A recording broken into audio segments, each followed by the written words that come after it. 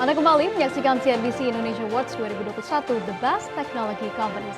Dan kita lanjutkan kembali, masih bergabung dengan kami, Managing Partner of Indogen Capital, Chandra Firmanto. Dan juga telah bergabung juga bersama kami lewat sambungan Zoom Lead PR dan juga Communication dari Bibit.id, Pak William. Baik Pak Chandra dan juga Pak William, kita lanjutkan kembali dialog kita. Saya ingin ke Pak Chandra. Nah ini mungkin pertanyaan yang ditunggu-tunggu begitu ya oleh para pemirsa kita. Selama tahun 2021 ini sudah berapa banyak dana yang disuntikan oleh Indogen Capital kepada para startup yang ada di negara kita? Ya, kita sudah melakukan investasi sekitar 10 juta US ya, dan di 8 perusahaan sepanjang 2021 saja ya. Jadi memang tahun 2021 ini tahunnya itu sangat hot ini. Jadi semua teman-teman VC, venture capital juga sibuk sekali semuanya ya. Jadi merupakan tahun yang sangat baik lah untuk industri dari startup digital. Dan kalau dilihat sampai akhir tahun mungkin kita masih bisa closing another 2 investments. Jadi hopefully we can get about 10 companies ya sampai end of 2021. Oke, berarti kalau kita lihat so far sudah 10 juta US dollar begitu ya, dan juga nilai ini akan terus bertambah nantinya sampai akhir tahun begitu ya Pak Chandra. Nah kalau untuk sektornya sendiri dan juga mungkin kalau bisa diceritakan sedikit terkait dengan perusahaan-perusahaan apa saja nih yang sudah disuntik oleh Indogen Capital? Kita dari berbagai sektor ya, jadi kita ada masuk ke perusahaan seperti e-sports, seperti EVOS ya. Ada juga di POS seperti iSeller ya, kemudian juga ada di Wahyu ya, kemudian ada di perusahaan yang kalau kita bilang dari sisi agritech, kemudian juga dari aquatech ya. Cuman ini karena belum final close, saya belum bisa disclose nama company-nya. Ya, tapi ada juga dari logistik ya. Jadi memang beraneka ragam ya. Tapi kalau kita lihat ya tadi seperti saya sudah jelaskan di awal, sebenarnya ini adalah ekosistem yang akan mensupport pengembangan dari e-commerce, logistics dan juga ke digital banking ya. Oke, baik. Selanjutnya saya ingin ke Pak William terlebih dahulu. Pak William, terkait dengan pendanaan, kita ketahui Bibit kan menjadi salah satu platform dari marketplace yang mendapatkan pendanaan dari investor, baik dari dalam dan juga pastinya luar negeri begitu ya. Nah mungkin bisa diceritakan sedikit terkait dengan pendanaan so far, sudah sampai mana dan juga kira-kira berapa nilainya? Iya, terima kasih Mbak Monica. Jadi selama tahun 2021, saya sepakat bahwa tahun ini adalah tahun yang penuh tantangan, tapi juga penuh kesempatan. Jadi thank God dan terima kasih kepada para investor. Selama tahun 2021, Bibit.id sudah mendapatkan pendanaan sebanyak 2 kali. Yang pertama 30 juta US dollar, yang kedua 65 juta US dollar. Dan juga dana yang kami dapatkan tersebut akan kami gunakan untuk pengembangan tim, because we invest in people di Bibit.id, dan juga kami akan menggunakan itu untuk mengembangkan teknologi dan juga fitur-fitur supaya bisa terus menjawab kebutuhan dan stay relevant in the market. Oke, berarti kalau kita lihat pendanaannya so far sudah di atas 80 juta dolar seperti itu ya Pak William. Nah kalau untuk pihaknya siapa saja nih kira-kira investor yang terlibat dalam pastinya pendanaan dari Bibit?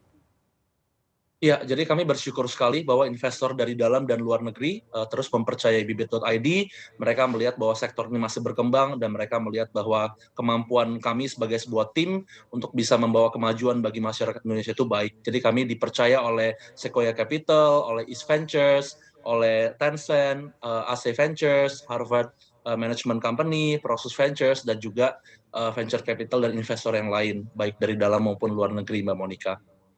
Oke, kalau kita lihat sudah banyak sekali begitu ya nama-nama besar yang ada nih di belakang Bibit. Baik, selanjutnya saya ingin ke Pak Chandra. Tadi kita sudah membahas terkait dengan perusahaan-perusahaan apa yang sudah disuntik oleh Indogen. Tapi kalau untuk planning atau prospek ke depannya, apakah ada nih startup-startup yang sudah disuntik oleh Indogen yang nantinya akan melantai di Bursa Efek Indonesia? Iya, jadi memang potensi untuk melantai di Bursa Efek Indonesia maupun di luar ya, itu luar biasa ya. Jadi memang hampir di semua portfolio kita itu sedang kita persiapkan untuk proses yang kalau kita bilang itu adalah fase akhirnya mereka, yaitu saya fase akhir untuk memulai menjadi company raksasa ya. Jadi dalam hal ini kita ada satu company yang memang udah planning untuk IPO di Indonesia tahun depan di Q2.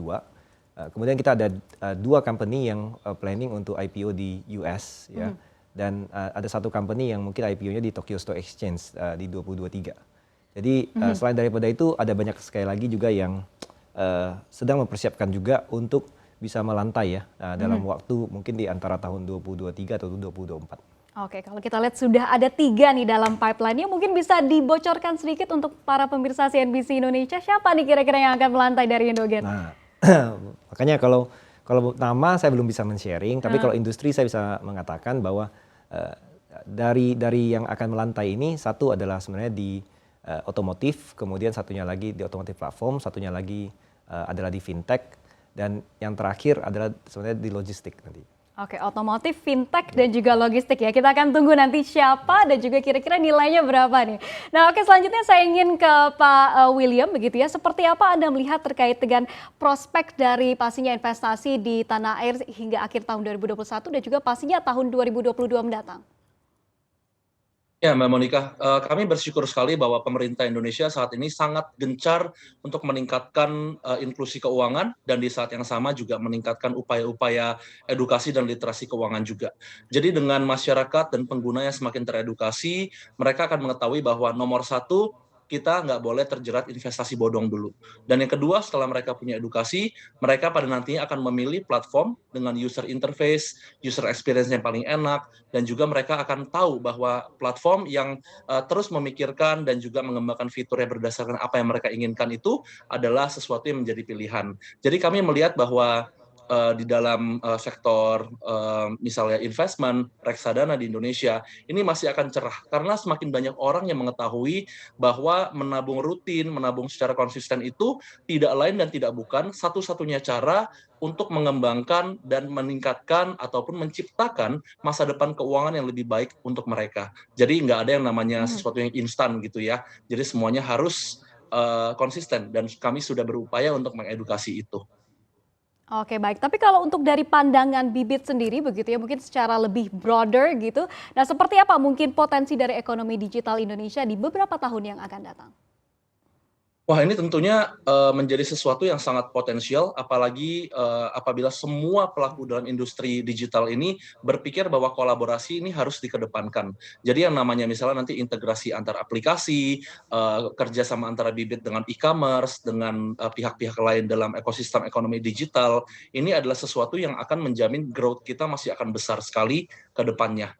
Jadi kita tidak bisa melihat bahwa kita hanyalah single party atau single player dalam ekosistem, tapi kita juga harus melihat bahwa kalau untuk meningkatkan misalnya user base atau meningkatkan layanan kita, meningkatkan reach-nya, ini kita perlu bekerja sama dan berkolaborasi. Jadi potensi hanya akan menjadi potensi, tapi kalau kita bisa mewujud nyatakan itu semua lewat kolaborasi, itu adalah sesuatu yang kita nantikan bahwa growth ini akan menjadi sesuatu yang bisa dirasakan tidak hanya oleh Bibit, tapi juga oleh seluruh pelaku di digital ekosistem.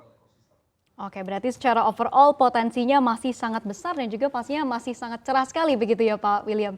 Nah kalau untuk Indogen Capital sendiri seperti apa melihat perkembangan dari segi startup dan juga teknologi dan juga pastinya ekonomi digital yang ada di Indonesia dalam beberapa tahun yang akan datang? Saya sangat optimis sekali dan saya sangat setuju dengan Bibit juga bahwa memang perlu kolaborasi antar tech company, kemudian juga tech company dengan corporations ya.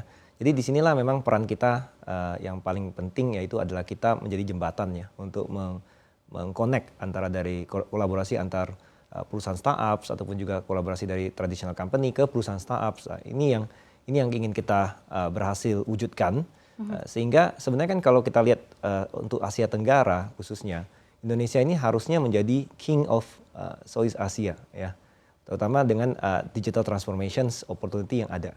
Nah inilah yang kita mesti semua bersatu padu nih ya. Kita mesti kompak antar pihak investor, pemerintah maupun juga startup founders ya. Sehingga kita bisa mewujudkan mimpi ini menjadi raja dari startup digital di Asia Tenggara. Jadi jangan sampai ini diambil oleh negara tetangga ya. Dan ini menurut saya akan sangat baik sekali untuk pertumbuhan ekonomi kita dalam waktu yang jangka pendek bahkan. Ya di 2023 sampai 2025 itu akan menjadi sangat masif sekali dan membuka banyak lapangan pekerjaan baru ya untuk masyarakat kita. Nah ini yang marilah kita bersama-sama itu berkolaborasi ya mewujudkan supaya ini bisa tercapai. Oke, berarti secara overall juga Anda melihat ya prospek dari ekonomi digital ini masih sangat tinggi dan juga pastinya this is just the beginning begitu ya Pak. This is just the beginning ya.